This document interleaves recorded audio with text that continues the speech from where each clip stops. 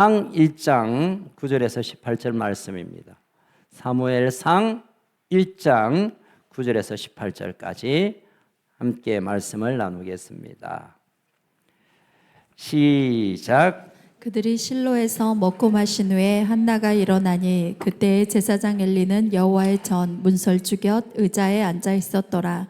한나가 마음이 괴로워서 여호와께 기도하고 통곡하며 서원하여 이르되 만군의 여호와여, 만일 주의 여종의 고통을 돌보시고 나를 기억하사 주의 여종을 잊지 아니하시고 주의 여종에게 아들을 주시면 내가 그의 평생의 그를 여호와께 드리고 삭도를 그의 머리에 대지 아니하겠나이다.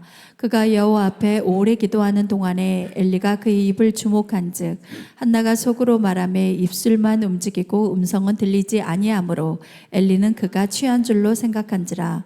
엘리가 그에게 이르되 내가 언제까지 취하여 있겠느냐, 포도주를 끊으라 하니 한나가 대답하여 이르되 내 주여, 그렇지 아니하니이다. 나는 마음이 슬픈 여자라. 포도주나 독조를 마신 것이 아니요 여호와 앞에 내 심정을 통한 것뿐이오니 당신의 여종을 악한 여자로 여기지 마옵소서. 내가 지금까지 말한 것은 나의 원통함과 격분됨이 많기 때문이다 하는지라. 엘리가 대답하여 이르되 평안히 가라. 이스라엘의 하나님이 내가 기도하여 구한 것을 허락하시기를 원하노라 하니 이르되 당신의 여종이 당신께 은혜 입기를 원하나이다 하고 가서 먹고 얼굴에 다시는 근심빛이 없더라. 아멘, 아멘. 어제 강정을 이제 권사님께 오전에 전화를 드렸어요.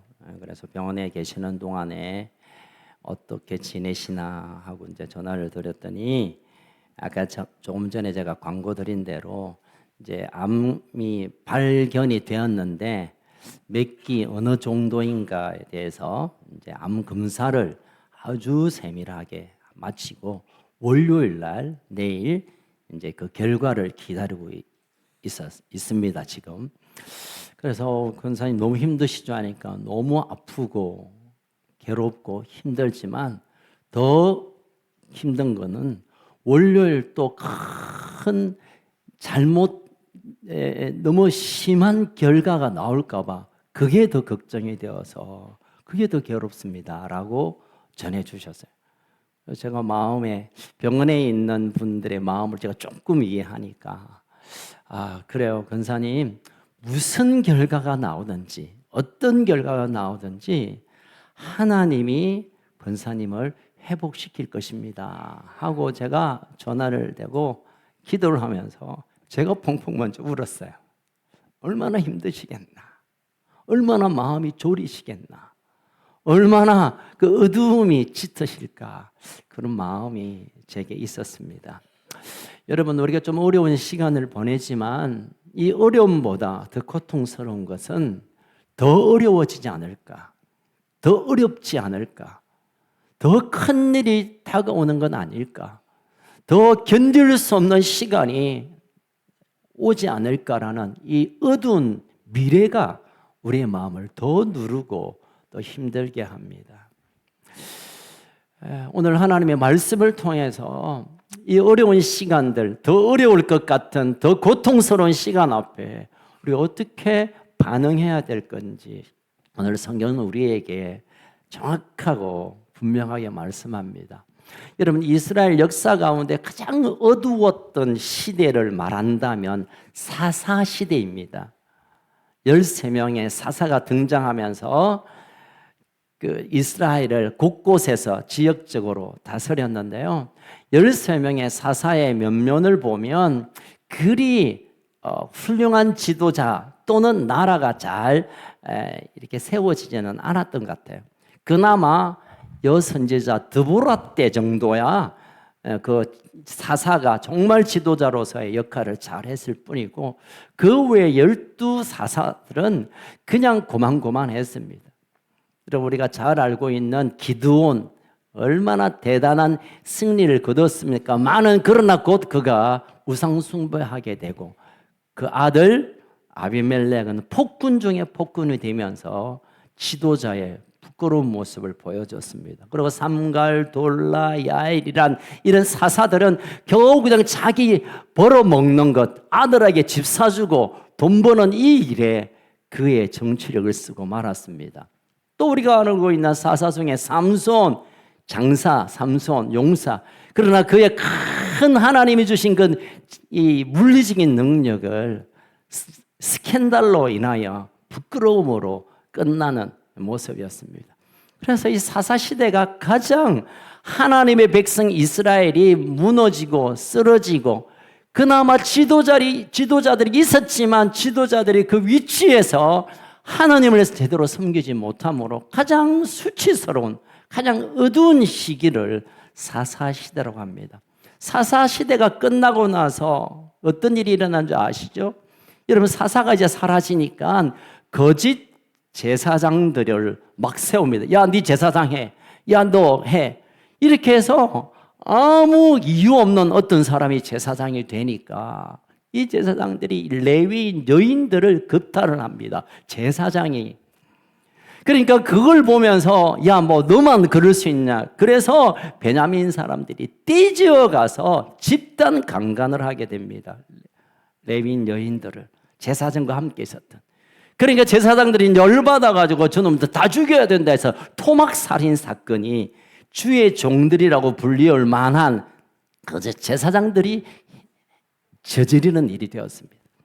그러니까 이 사사기 시대 때는 정말 도무지 이스라엘이라고 이렇게 짐작할 수 없는 끔찍한 일들이 그러면 그럴수록 이제 베냐민 지파는 완전히 망해버렸고 이제 그 나라가 점점 무너지는 이때였습니다.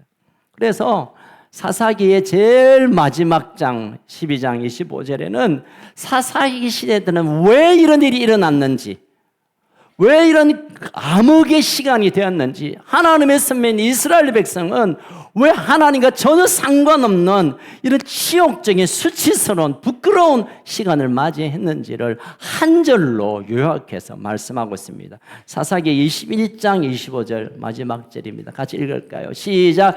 그때 이스라엘이 왕이 없었으므로 사람이 각기 자기 소견 옳은 대로 행하였더라. 다시 한번 시작. 그때 이스라엘에 왕이 없었으므로 사람이 각기 자기 소견에 옳은 대로 행하였더라. 왕이 없은 건 아니죠. 하나님이 이미 그 백성의 왕이시면데도 불구하고 왕으로 인정하지 않으니까 각각 자기 옳은 대로 자기 하고 싶은 대로 자기 그냥 생각대로 막 행하다 보니까 나라 꼴이 이렇게 되어버린 것입니다. 여러분 가장 타락한 하나님의 사람 가장 절망적인 소망이 없는 순간이 언제냐면 자기 옳은 대로 살아가는 사람 내 생각에는 내 판단에는 내 기분에는 내 세계관으로서는 내 계획으로서는 라고 마음대로 행할 때가 가장 타락한 시간이며 가장 하나님으로부터 버림받는 시간인 것을 사사기에는 우리에게 가르쳐주고 있습니다. 자, 그렇다면 하나님께서 이스라엘 백성을 이제 닿다 이제 되었다 너희들 더 이상 내가 어찌할 수가 없다. 하나님이 왕으로 계시면서도 하나님이 아니라 자기 마음대로 자기 소견대로 자기 옳은 대로 하다 보니 그냥 엉망이 되어버린 나라 충분히 포기하고 하나님이 또 다른 민족을 들어서서 하나님의 역사를 써갈 수 있으면 좋을 텐데 이 사사기가 끝나고 나서 무슨 룻기가 있죠. 룻기는 그 전에 기록된 것이고 사사기 끝나자마자 사무엘상 1장 1절에는 이런 말씀으로 하나님의 새로운 일을 우리가 엿볼 수가 있습니다. 1장 1절 같이 읽어볼까요? 시작. 에브라임 산지 라마다임 소빔에 에브라임 사람 엘가나라는 사람이 있었으니 그는 여로함의 아들이요 엘리의 손자요 도우의 증손이요 숲의 현손이더라. 자, 에브라임 사람 엘가나라는 한 사람을 등장시킵니다. 여러분 엘가나가 대단한 분인지는 잘 모르겠습니다만은 엘가나가 왜 여기 1장 1절에 등장하냐면 엘가나가 사무엘의 아버지입니다. 충분히 이스라엘의 역사를 지워버리고 야 됐다 이제 너희들 이제 지긋지긋하다 끝낼 수 있었지만 엘가나를 다시 하나님께서 조명하며 그 엘가나를 통하여 나올 사무엘을 통해 하나님의 역사는 계속 쓰고 내려가야겠다라는 것을 의지를 하나님이 표명하고 있다는 것입니다. 여러분 우리 생각에는 야, 저 정도면 끝나. 야, 더 이상 소망이 없어. 또는 우리의 인생을 들여다보면서 야, 내가 할 만큼 했지만 안 돼.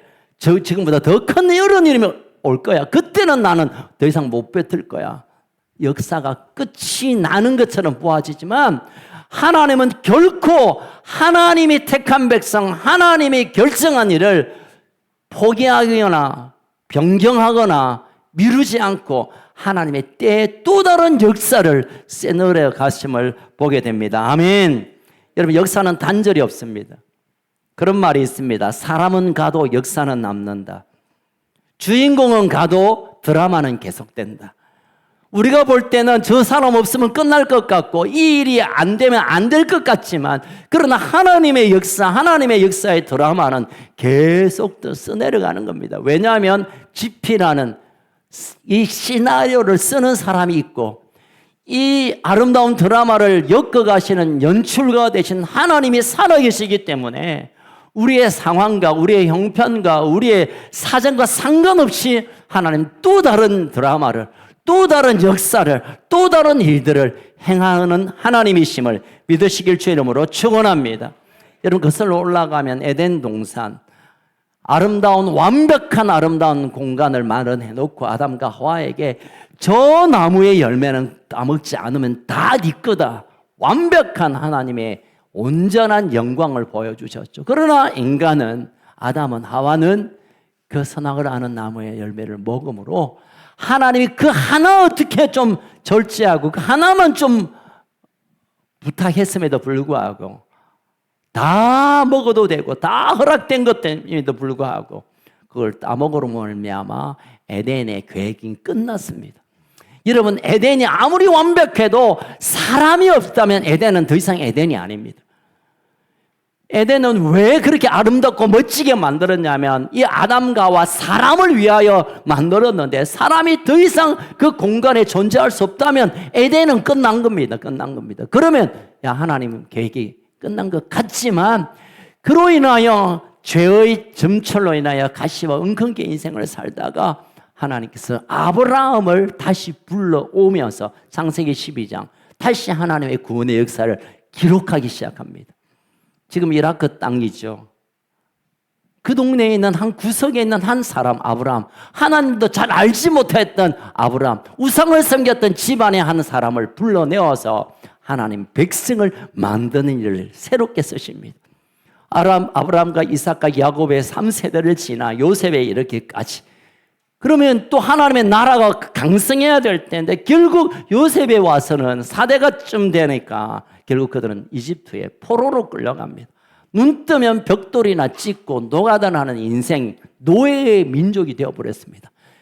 이제 이 민족 진짜 안 되겠다. 내가 그렇게 너희들과 함께하고 약속하고 이끌었지만 너희는 끝없이 추락하여 결국은 이방 민족의 노예?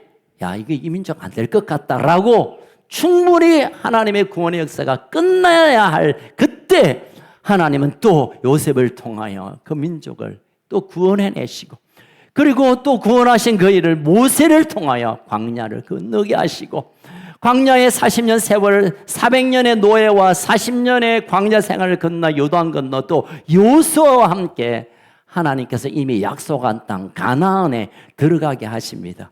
그 여정을 보면 충분히 이제 안 되겠다. 이제 진짜 안 되겠다.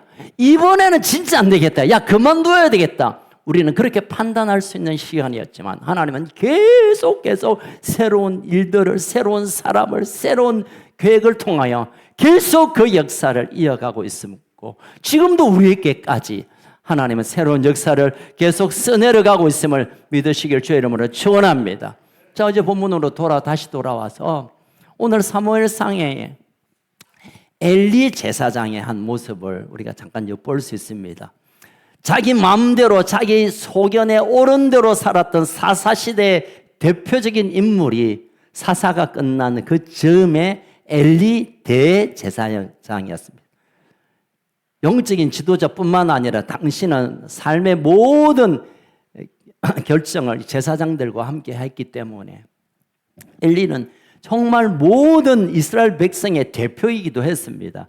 그럼에도 불구하고 그런 고목나무처럼 썩었고 낡았고 무너진 역사를 계속 이어가고 있습니다. 우리 사무엘상 3장 1절 같이 한번 읽어볼까요? 3장 1절 시작. 이 사무엘이 엘리 앞에서 여호와를 섬길 때에는 여호와의 말씀이 희귀하여 이상이 흔히 보이지 않았더라. 사무엘이 엘리 앞에서 수종드는 귀한 훈련 가운데 있을 때 여호와의 말씀이 희귀하여 이상, 비전, 하나님의 일들을 볼 수가 없었던 시대가 엘리가 영적 지도자로 있을 그때였습니다. 하나님의 말씀이 희귀하니까, 하나님의 말씀이 없으니까, 말씀을 모르니까, 말씀을 묵상하지 않고, 말씀을 가까이 하지 않으니까 결국은 이상, 환상, 꿈, 비전, 미래가 없는 시대였다는 것을 엘리 시대의 모습을 그대로 드러내고 있습니다. 이 말씀은 지금도 마찬가지입니다. 하나님의 말씀이 없는 자는 소망이 없습니다. 하나님의 말씀이 없는 자는 미래가 없습니다. 안타깝지만 하나님의 말씀이 내 안에서 나를 살게 하는 능력이 없다면 우리는 꿈을 꿀 수 없어요. 그냥 살 만큼 살다가 늙어 죽고 끝나는 겁니다. 아니면 중간에 무슨 사고나 또 병. 그러나 하나님의 말씀이 있고 그 말씀이 나를 이끄는 자는 죽어도 산 것이고 아파도 고침을 받는 것이고 없어도 다 있는 것처럼 살아가는 하나님의 영광의 삶을 살아낼 수 있게 됩니다. 아멘. 이 시대는 그랬습니다. 말씀이 없으니까, 말씀이 희귀하니까, 너무너무 귀하니까 이상이 없고 꿈이 없고 미래가 없고 그냥 눈앞에 있는 문제 앞에 그냥 절절절 매고 뭐 생기면 그거 그냥 좋아라 하고 이런 시대였다는 것을 말해주고 있습니다. 여러분, 무너지는 역사의 특징은 하나님의 말씀이 없기 때문입니다. 양식이 없어가 아니라 마실 물이 없어가 아니라 무너지는 시대는 하나님의 말씀이 없는 시대라고 성경은 말하고 있습니다. 기도해야 될 리더가 기도하지 않습니다. 제사장은 이미 늙었고 힘없고 기도 시간에 자빠지 자고 있었습니다. 엘리 제사장은. 기도하지 않는 리더가 있고 기도하지 않는 지도자, 기도하지 않는 앞선 사람이 있다면 함께 그 공동체는 무너지고 사라지고 버림받게 될 것입니다. 자, 엘리가 이런 삶의 모습으로 살아가니까 그의 다음 세대, 그 다음에 엘리의 아들들이 어떤 일을 했나요? 홈리와 피네하스. 아버지가 이제 제사를 드리려고 할 때 뒤에 가서 고기를 빼돌려서 먹습니다. 수종된 여인들을 극탈합니다. 제사장의 다음 세대 자녀들이. 결국 하나님이 그것을 모른다고 하겠습니까? 하나님께 안 들켰으니까 되었다 하겠습니까? 아니에요. 그 엘리와 그의 자녀들은 정말 불쌍한 마지막을 뒤로 넘어져서 그냥 칼에 찔려서 끔찍한 죽음으로 이 제사장의 가족을 하나님이 썰어버리십니다.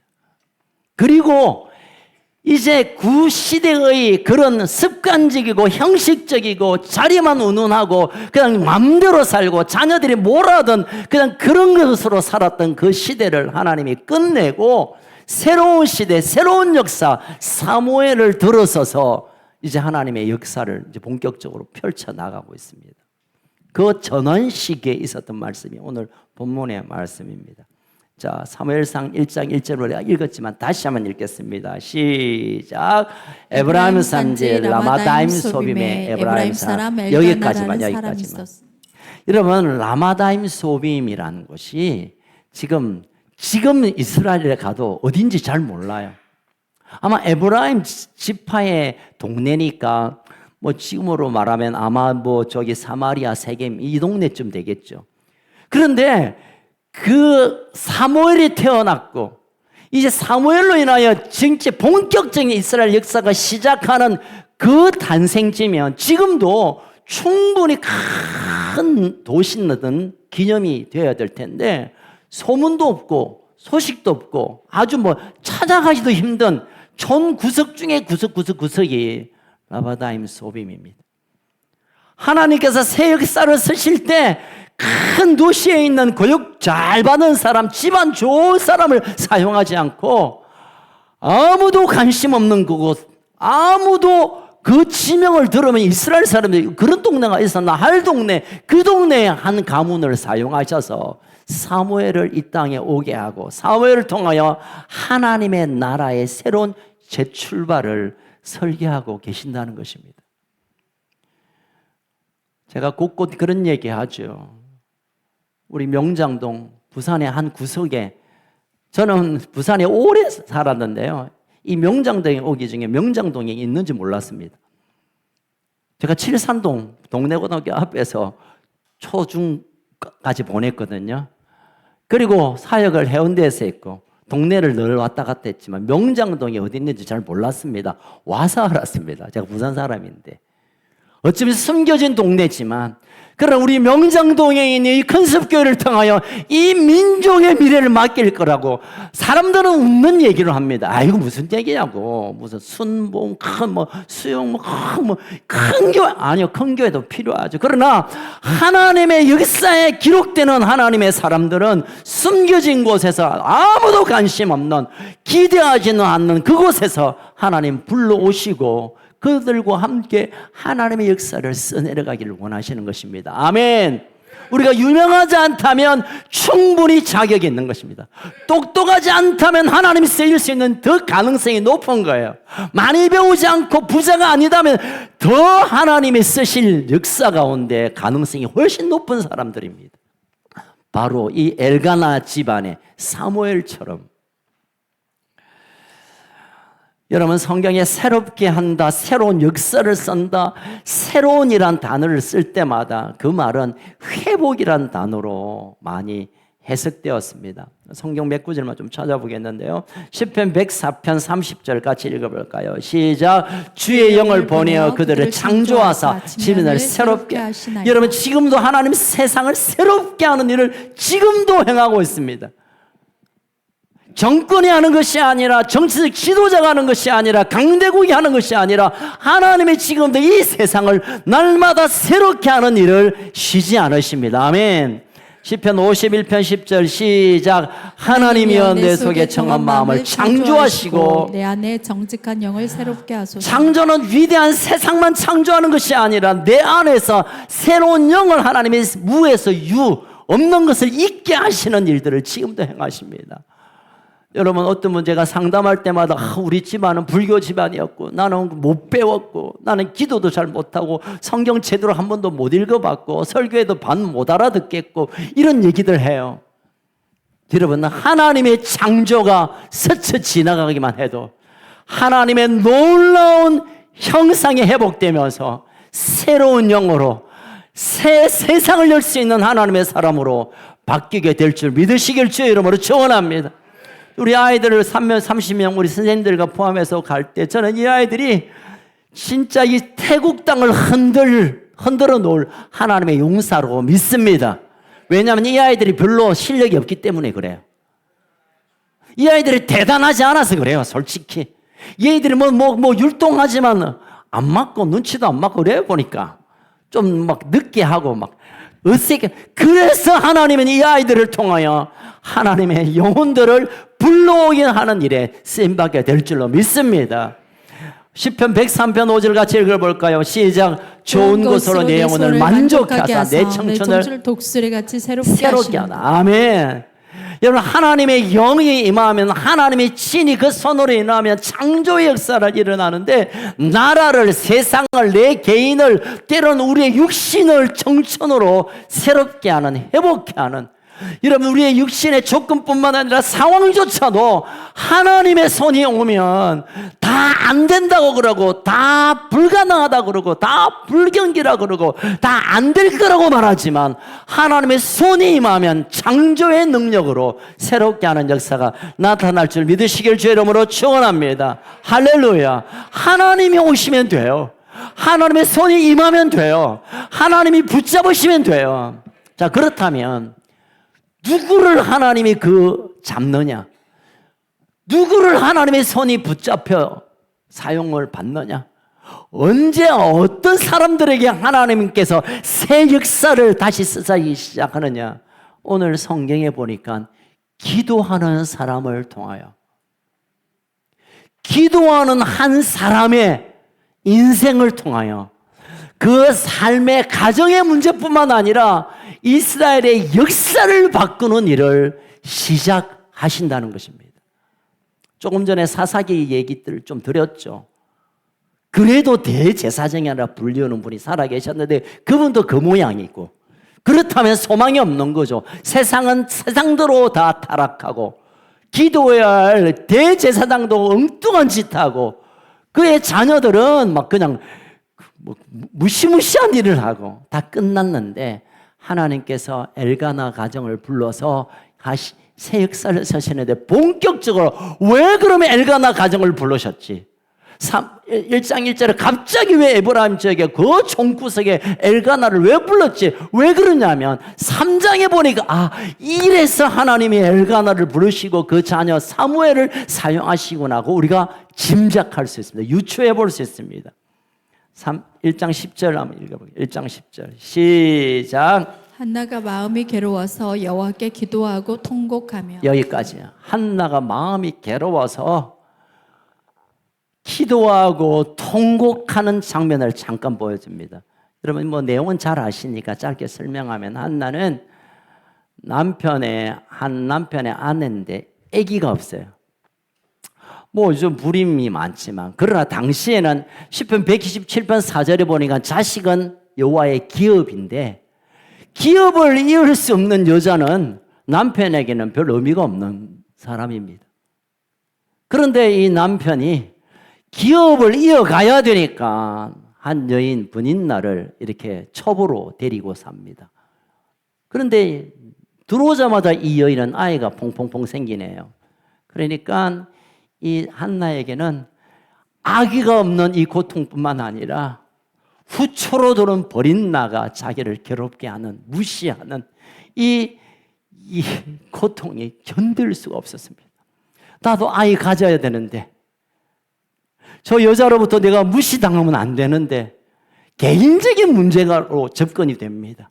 그렇지만 이 여인에게는 이 고통스러운 일이, 이 너무 괴로운 일이, 참을 수 없는 일이 결국은 하나님께로 기도하게 했고, 기도하는 그 시간을 통하여 하나님께서는 결국은 우리가 아는 대로 사무엘을 허락하셨고, 사무엘을 통하여 하나님의 새로운 역사가 기록되었다고 한다면, 이 한나의 괴로움은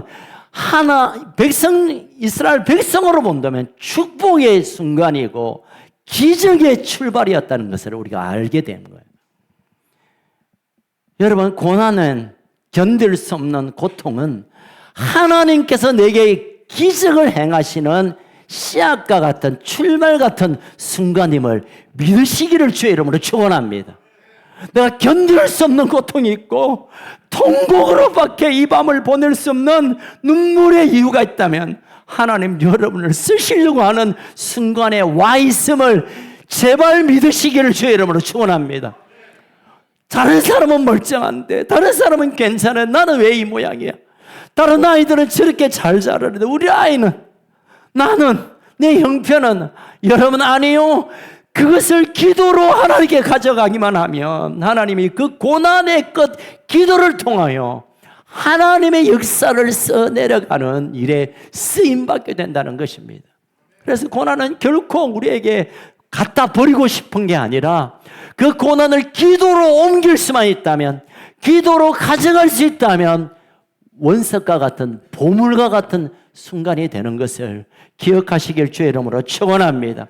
여러분, 출애굽기 3장에 보면 그 벽돌 찍고 눈 뜨면 그냥 노가다 판에 가서 막 먼지 쓰고 막 지치도록 하고 겨우 눈 붙였다가 일어나면 또 그 노가다를 평생 해야 되는 그들을 하나님이 보시고 그들의 탄식을 들으셨고 또 여호와께서 보셨어요.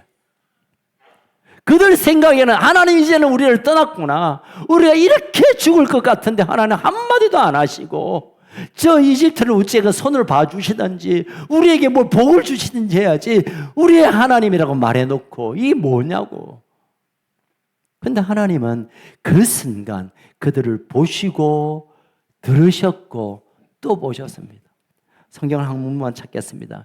출애굽기 2장 25절, 출애굽기 2장 25절 시작. 하나님이 이스라엘 자손을 돌보셨고, 하나님이 그들을 기억하셨더라. 예, 돌보셨다는 것은 오냐오냐 이게 아니라 잘 살폈다는 거예요. 너희들이 힘들구나. 너 진짜 고생하는구나. 내가 보고 있다. 그리고 그들의 탄식을 들으셔서 옮기시는 일을 이제 하나님 일하기 시작합니다. 언제요?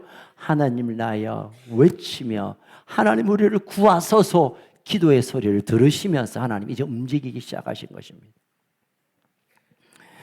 여러분 기억하십시오. 하나님은 오늘도 나를 보고 계시고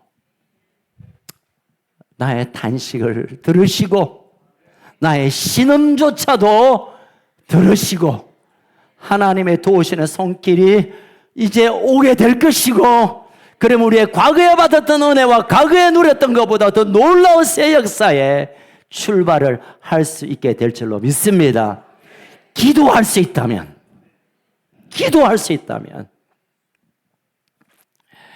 한나는 그것을 눈물로 기도했습니다. 한나가 여호와께 기도하고 통곡했습니다. 여러분 혹시 통곡하면서 기도해 본 적 있습니까? 있으실 거예요, 누구나. 근데 하나님께서 눈물로 통곡하며 기도하는 것을 하나님께서 기다리시는 것 같다라는 마음이 제게 들어요. 왜냐하면 욥이 이유 없는 고난이 왔을 때 하나님께 통곡하며 하나님께 나갔습니다. 또 다윗은 나단을 통하여 자기의 큰 죄악이 발견되었을 때 그가 시편 6편 6절인가요? 얼마나 울었던지 침상에 눈물에 뜰 정도로 밤새 울고 울어서 그냥 요가 이불이 젖을 정도가 아니라 이 침대가 뜰 정도로 그 방에 눈물을 가득 채웠습니다. 여러분 예수님이 겟세마네 동산 내일이면 십자가에 달릴 그 순간에 밤새 울었습니다. 얼마나 울었던지 모세혈관이 터져져서 땀과 함께 피가 떨어질 정도로 울며 불며 예수님 그렇게 기도했습니다. 사도행전 20장 보면 사도 바울이 에베소 교회를 향하여 내가 너희들 3년 동안 낮밤 울면서 너희들과 함께 있었던 것을 기억하지 못하냐? 여러분 하나님의 사람들은 눈물의 사람들입니다. 예레미야만 아니라 여러분 눈물의 기도에 하나님께서 움직이시는 역사를 보게 됩니다. 오늘 한나도 마찬가지입니다. 그런데 여러분 눈물의 기도가 강력하지만 그러나 한나의 기도의 하이라이트는 12절 13절에 있습니다. 한번 볼까요? 1장 12절 13절 시작. 그가 옆에 오래 기도하는 동안에 엘리가 그 입을 주목한 적 한나가 속으로 말하며 입술만 움직이고 음성은 들리지 아니하므로 엘리는 그가 취한 줄로 생각한지라. 이 사실 한나의 기도의 수준 하이라이트는 바로 12절 13절입니다. 그 전까지는 통곡하며 통성으로 하나님 하고 외쳤을 것입니다. 그런데 어느 순간부터 그 외치는 부르짖음이 이제는 들리지 않는 소리로 속으로만 나는 소리로 기도가 되어집니다. 엘리 제사장이 볼 때 야 너 밤에 술 먹었냐? 뭐냐 너? 낮술 먹었냐? 지금 몇 시인데 이 술 주정하냐 할 정도로 뭘 중얼중얼 하는 것 같은데 소리가 나지 않는 들리지 않는 소리로 기도하고 있는 이 장면이 어쩌면 가장 수준 높은 가장 깊은 수준의 기도입니다. 여러분 우리가 기도해 보신 분은 알겠지만 처음은 시동이 잘 안 걸려요. 오늘 내가 뭘 기도해야 되겠나 기도해야 되는데 하다가 성령께서 터치를 하면 입술이 열려요. 이 단계까지 못 오신 분 계시죠? 통성기도 못 하시는 분 내가 3분 알고 있는데 아무리 입을 자꾸 찢어 넣어도 기도 안 해. 소리가 안 나. 그건 영적인 수준이니까. 그러다가 입이 터지면 막 대굴대굴 구르면서 고함을 꽥꽥 지르면서 기도해요. 여러분 여기까지는 누구나 올 수 있어요. 그러나 더 깊은 하나님의 심장으로 들어가는 기도는 이제는 소리가 안 나는 기도예요. 그렇구나. 내가 통성기도가 잘 안 되는 이유가 이런 수준의 기도가 내게 왔구나라고 위로받으시길 바랍니다. 아, 그렇지. 통성기도는 수준이 좀 낮은 거고 이제 소리 없는 기도가 수준 높은 기도라고 목사님 말씀했으니까 깨갱깽깽. 여러분 왜 제가 이 말씀을 드리냐면 내가 소리로 외치며 부르짖는 기도는 내가 하나님께 올려드리는 나의 기도예요. 근데 어느 순간에 보면 그 기도의 주체가 내가 아니라 하나님이 내 안에서 나를 향하여 기도하는 순간 그때는 나의 소리가 나지 않아요. 더 이상 나의 기도가 아닙니다. 하나님이 내 심장을 움직이고 내 가슴을 만지는 순간 그 나의 기도가 아니라 하나님의 기도, 하나님이 주체가 되는 기도, 그 기도로 이제 한나가 들어가게 됩니다. 좋은 기도는 기도할 줄 알고 기도하는 겁니다. 그러나 더 좋은 기도는 기도할 수밖에 없기 때문에 하는 기도입니다. 여러분 좋은 기도는 힘을 다해 기도하는 겁니다. 그러나 더 좋은 기도는 힘 안 들이고 기도하는 겁니다. 좋은 기도는 어떤 목적을 가지고 기도합니다. 그러나 더 좋은 기도는 아무 목적 없이 그냥 하는 기도가 더 수준 높은 기도입니다. 좋은 기도는 하나님께 뭘 얻고자 또는 뭘 갈망하는 기도의 제목을 가지고 달려가지만 더 좋은 기도는 하나님을 알고 싶어하는 기도입니다. 좋은 기도는 시간이 있어서 마음 잡고 그냥 작정하는 기도지만 더 좋은 기도는 바빠서 기도하는 기도입니다. 좋은 기도는 상황을 바꾸고 환경을 바꾸고 형편을 바꾸기 위한 기도이지만 더 좋은 기도는 나를 바꾸기 위한 기도입니다. 좋은 기도는 남들이 들어서 야 기도 어찌 그래 잘하노 하는 기도이지만 더 좋은 기도는 하나님이 좋아하는 기도입니다. 제가 말씀드리는 것은 기도 자체는 무조건 좋은 거지만 기도의 내용보다 기도의 표현보다 기도의 심장 그 깊은 마음을 하나님은 들여다보시고 그것을 연결하고 싶어 하신다는 것입니다. 한나는 하나님이 친히 가슴에 와서 기도하게 하는 그 친밀함으로 들어갔고 이제 하나님은 오케이 했습니다. 되었다. 1장 18절 같이 읽겠습니다. 1장 18절 시작. 이르되 당신의 요종이 당신께 은혜 입기를 원하나이다 하고 가서 먹고 얼굴에 다시는 근심빛이 없더라. 먹고 한 보니까 금식했는 것 같아요. 이제 됐다. 엘리가 야 가서 이제 쉬어라 됐다. 이제 되었다. 그리고 나서 그 조금 전에 있었던 모든 근심으로 통곡하고 마음이 괴롭고 죽을 것 같은 게 사라져 버렸어요. 아직 환경은 그대로인데 아직 배가 부르는 것도 아닌데 아직도 본인나가 잘못했어요 형님 한 것도 아닌데 그럼에도 불구하고 그 한나는 마음에 평안이 있었고 이제 먹을 게 넘어갔고 이제 쉴 수 있는 순간에 들어간 것입니다. 다시 말하면 한나를 완전히 회복시키셨고 그 회복 가운데 하나님의 약속의 성취를 확신하는 단계까지 들어가게 된 것입니다. 아멘. 여러분 여기에서 한나의 기도는 끝나지 않고 한나는 이름으로 인하여 우리가 아는 대로 사무엘을 허락받을 뿐만 아니라 이제는 그의 기도가 한나 한 여인의 기도로 끝나지 않고 그의 자녀들 그의 아들인 사무엘에게까지 더 깊은 하나님의 관계 안으로 들어가게 됩니다. 사무엘이 어떻게 자는 줄 아세요? 3장 3절 같이 읽겠습니다. 3장 3절 시작. 하나님의 등불은 아직 꺼지지 아니하였으며 사무엘은 하나님의 궤에 있는 여호와의 전 안에 누웠더니. 잠깐만 하나님의 등불은 성전에 켜 있는 등잔대입니다. 아직 그리 불이 꺼지지 않았는데 사무엘은 하나님의 궤, 하나님의 언약궤, 하나님의 성소 옆에서 누워 있었다는 거예요. 이 말은 뭐냐면 밤낮을 하나님의 성전을 떠나지 않고 하나님 앞에 머물렀다고 그렇게 우리가 해석할 수 있습니다. 새 시대의 다음 세대 새로운 역사를 쓰시는 사람들의 모습을 사무엘이 보여줍니다. 결론적으로 말씀드리면 지나간 세대 또 하나님의 영광이 떠난 세대, 하나님이 어찌할 수 없는 희미한 세대는 제사장이었지만 자빠지 자고 있었고, 기도할 수 있는 성전이 있었지만 기도하지 않았고, 충분히 그 지위와 그 직분과 그 위치로 쓰임받을 수 있는 자리에 세워졌지만 그는 그 일을 감당하지 못했고 그의 자녀조차도 망가뜨리는 일이 되었습니다. 왜냐하면 기도가 없었기 때문에. 버림받았고 이제는 더 이상 가정에서도 함께 살 수 없는 한 여인의 기도가 하나님의 역사를 세스러가는 사무엘을 안게 될 뿐만 아니라 이 사무엘은 하나님을 떠나지 않고 성전을 떠나지 않고 하나님 앞에 늘 머물러 있는 다음 세대로 자라게 됩니다.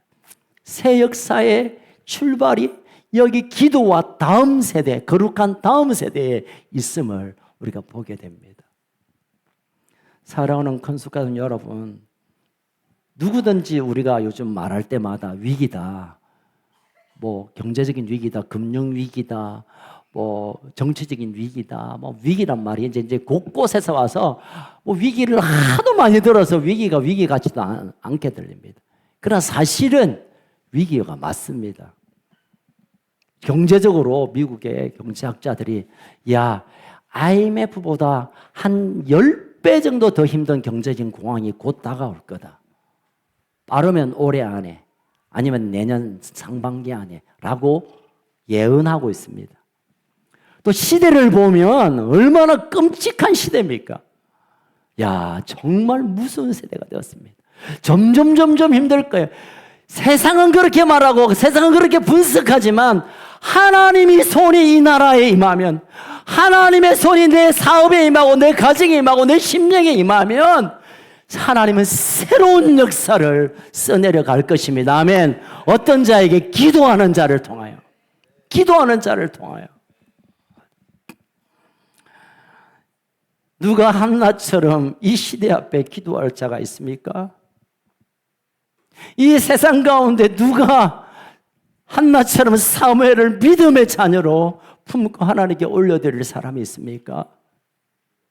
누가 성전을 떠나지 않으며 하나님의 영광 보는 것을 목숨처럼 여기는 사람이 있습니까? 그렇다면 우리는 새 역사의 주인공들이 될 것입니다. 사랑하는 큰숙가족 여러분, 이제 내일부터 시작되는 이 기도의 시간을 여러분 기회로 붙잡으시기를 바랍니다. 이번에 아이들을 보내놓고 그냥 잘 갔다 온나, 뭐 건강하게 다녀온나, 잘 보고 있나, 많이 배우고 온나, 많이 전하고 온나가 아니라 하나님이 아니면 내 인생에 아무 가치가 없구나라고 가슴에 새기고 돌아오는 그런 기회가 되었으면 좋겠습니다. 억만금을 주는 것보다 예수 한 분만이 내 인생의 주인 되심을 붙들고 오는 자녀가 되었으면 좋겠습니다. 그렇다면 그 가정은 소망이 있고 우리 교회는 새로운 역사가 내려갈 것이고 이 민족은 다시 살 수 있는 새로운 역사의 한 페이지로 들어가게 될 것입니다. 그러나 형편 보고 내 옳은 소견대로 말하고 내 습관대로 살고 충분한 기도의 기회가 있음에도 불구하고 다른 것에 내 인생을 걸고 있다면 우리는 사사시대보다 더 비참함으로 세상 사람들이 말하는 그 어려움으로 떨어지게 될 것입니다. 하나님의 역사는 세상을 늘 거스러 오르는 시간으로 옮겨 놓으십니다. 사랑하는 우리 가족 여러분, 더운 여름, 여러분 여름을 왜 여름이라고 부른 줄 아세요? 이 여름이란 계절 이름은 옛날 말 열음에서 왔어요.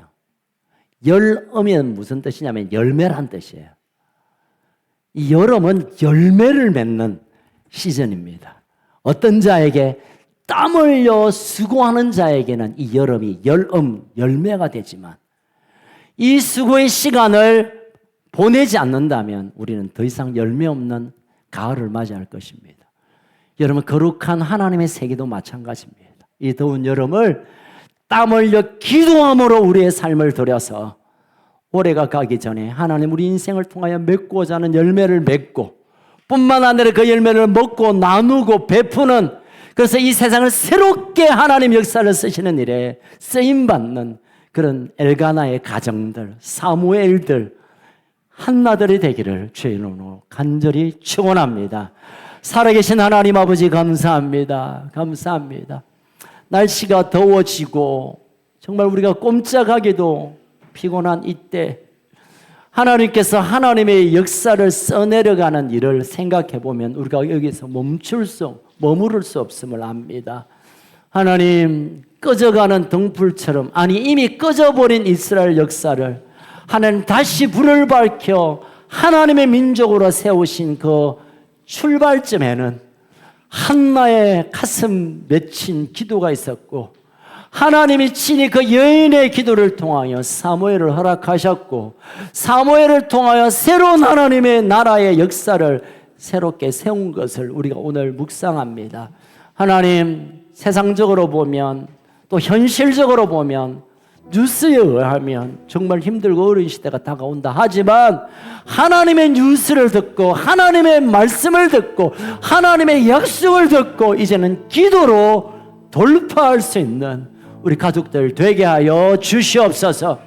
특별히 경제적으로 어려움을 당하고 곤란을 겪고 있는 우리 가족들, 하나님 만물의 주인 되신 하나님 친히 오셔서 회복의 역사를 허락하여 주옵소서. 육신적으로 약하여 또 고통 가운데 있는 우리 가족들, 하나님 재창조의 역사를 새롭게 하여 주옵소서. 이제 우리가 기도하기로 결정합니다. 하나님의 일을 회복하게 하는 일을 위해 우리가 기도하기로 결정하오니 하나님 역사하여 주옵소서. 이 여름날을 기도함으로 뚫어내고, 기도함으로 하나님의 영광을 보고, 기도함으로 하나님의 새 역사를 소망하는 놀라운 기적을 허락하여 주시옵소서. 지금도 우리 가운데 마음 한구석에 남아있는 두려움이 나를 누릅니다. 더 힘들어지면 어쩔까? 이러다가 혹시 망하는 것 아닐까? 이러다가 더 아파지는 건 아닐까? 이러다가 더 이상 돌아오지 않을까? 우리의 판단과 우리의 생각은 그러하지만 하나님의 마음이 우리에게 부어져서 하나님이 붙잡으신다면, 하나님이 보고 계신다면, 하나님이 돌보신다면, 하나님이 일으켜 주신다면 모든 것이 가능한 줄로 믿고 기도로 오직 기도로 울부짖고 통곡하고 하나님이 친히 나로 하여금 기도하게 하는 일로 나가게 하여 주시옵소서.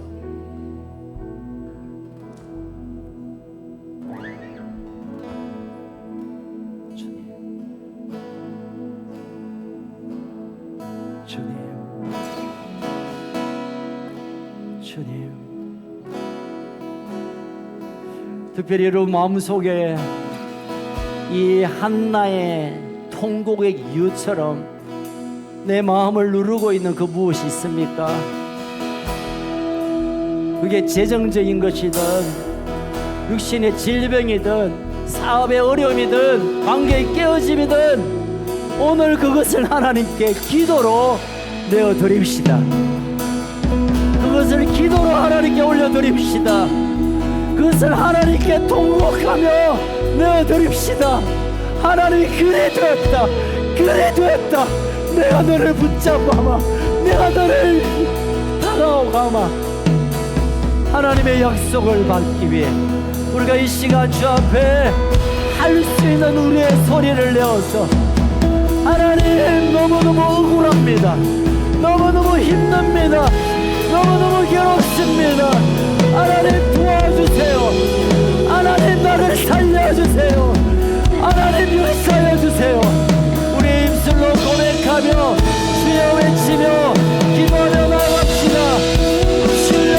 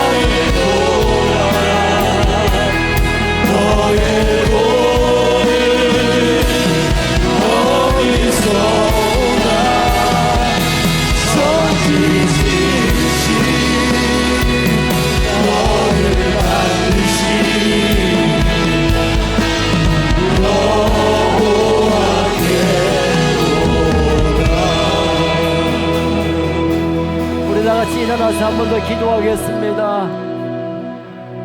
특별히 이 나라를 위하여 정말 기도할 때입니다. 이 나라와 민족이 거짓에서 떠나게 하시고 지도자들의 그 모든 타락을 용서하여 주시고 이 민족을 향하신 하나님의 새로운 구원의 역사를 허락하여 주옵소서. 경제적으로 고통당하고 있는 수많은 사람들이 지금 탄식하고 하고 있는 이때 하나님이 이 나라를 다시 사용하여 주옵소서. 이 민족을 불쌍히 여겨 주옵소서. 우리 주여 한번 무너짓고 나라와 민족을 위하여 한번 같이 기도하겠습니다.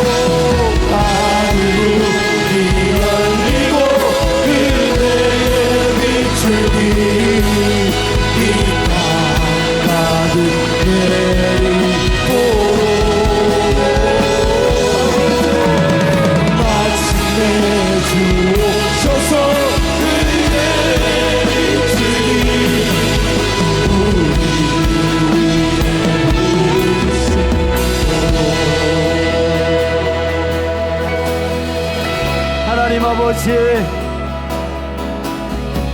다시 한번 우리에게 기회를 주시옵소서.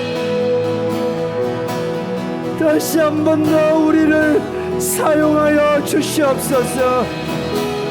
다시 한번 내 인생에 새로운 역사를 썩어내려가게 하여 주옵소서. 다시 한번 더 우리 교회에 새로운 역사를 써가게 하여 주옵소서. 하나님 아버지, 이 민족 가운데 새로운 하나님의 역사를 보게 하여 주옵소서. 이 이제 우리가 기도하기로 결정합니다. 통곡하며 기도하기로 결정합니다. 하나님께 부르짖기로 결정합니다. 주여 우리의 기도를 들으시고, 주여 우리의 통곡의 소리를 들으시고, 주여 주의 일을 행하여 주시옵소서. 특별히 육신의 질병의 고통을 끌어안고 눈물로 기도하고 있는 임종순 집사님, 박성건 씨, 사랑하는 우리 강정을 권사님, 그리고 곳곳에 하나님의 능력의 손을 기다리는 하나님의 사람들 위해 하나님 긍휼을 베풀어 주시옵소서. 물질의 어려움 때문에 어찌할 바 몰라 가슴 졸이며 하나님의 도우심을 기다리는 우리 가족들이 있습니다. 하나님, 만왕의 왕이실 뿐만 아니라 이 모든 것의 주인 되신 하나님, 이제 우리의 삶에 재정의 어려움을 풀어 주시옵소서. 깨어진 관계 때문에 가슴을 쓸어내리며 눈물로 밤을 보내는 우리 가족들이 있나이다. 주님, 그 마음을 만져주시고 품어주시고 하나님의 놀라운 회복을 허락하여 주시옵소서. 회복하여 주시옵소서. 회복하여 주시옵소서.